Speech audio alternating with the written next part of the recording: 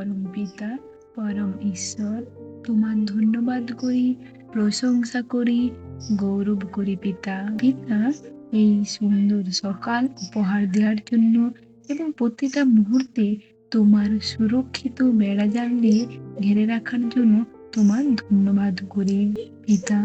এই সুন্দর সকালটা আমি এবং আমরা তোমাকে দিয়ে শুরু করি, কেননা এমন তুমি সেই যে আমাদেরকে সকল বিপদ থেকে রক্ষা করতে পারো। কেননা তুমি আমাদের ঈশ্বর, আমাদের সৃষ্টিকর্তা, জীবনদাতা পিতা।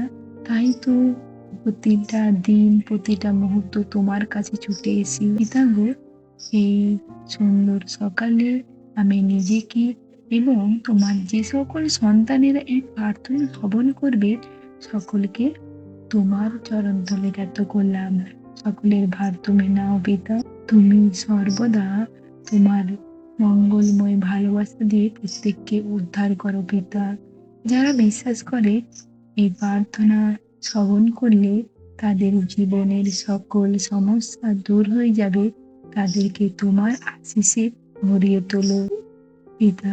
তুমি সেই ঈশ্বর যে কথা দিয়েছি, ভয় করো না, আমি তোমার সঙ্গে সঙ্গে আছি।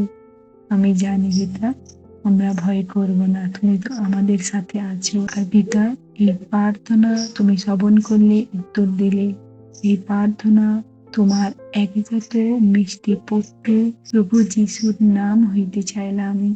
আমেন।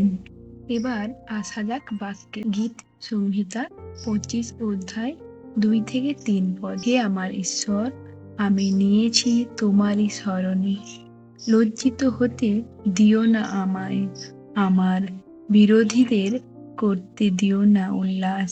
যারা তোমার প্রতীক্ষায় থাকে লজ্জিত হবে না তারা, লজ্জা পাবে তারাই যারা বিশ্বাস ভঙ্গ করে অকারণে। আমিন। হে আমার সর্বস্ব পিতা, তোমার সন্তানদের জন্য বিশেষ প্রার্থনা রয়েছে। প্রথম সন্তান রাধিকা ভৌমিক। পিতা গো, তার গলায় টনসিল হয়েছে, গ্ল্যান্ড বেড়ে গেছে পিতা, তার শ্বাস নিতে কষ্ট হচ্ছে। ওই সন্তানের শ্বাসকষ্ট তুমি দূর করো পিতা, সম্পূর্ণ সুস্থ দান করো। তুমি জানো তার কি প্রবলেম, আমি বলার আগেই। তাই রাধিকা ভূমিকে তোমার চঞ্চলে জ্ঞাত করলাম, তাকে সম্পূর্ণ সুস্থতা দান করার ভার তোমার উপর তুলে দিলাম। আর পিতা গো, তোমার দ্বিতীয় সন্তান এপালি মান্না, তার 2টো কিডনি নষ্ট হয়ে গেছে পিতা। পিতা, তুমি তোমার পথে তাকে স্বাভাবিক আর সুস্থ করো পিতা, সেই ভার তোমার উপর তুলে দিলাম।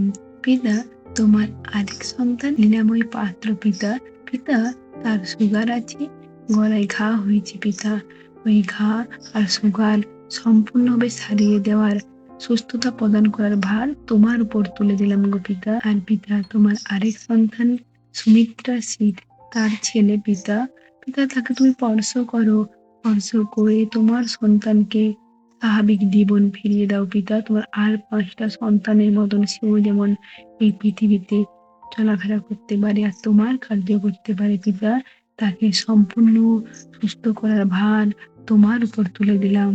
আর তোমার সকল সন্তানকে তোমার চরণতলে জ্ঞাত করলাম। আমি জানি পিতা, সকলের ভার তুমি নিলে, যিশু নামে প্রার্থনা শ্রবণ করলে, উত্তর দিলে। এই প্রার্থনা যিশু নাম হইতে চাইলাম। আমিন।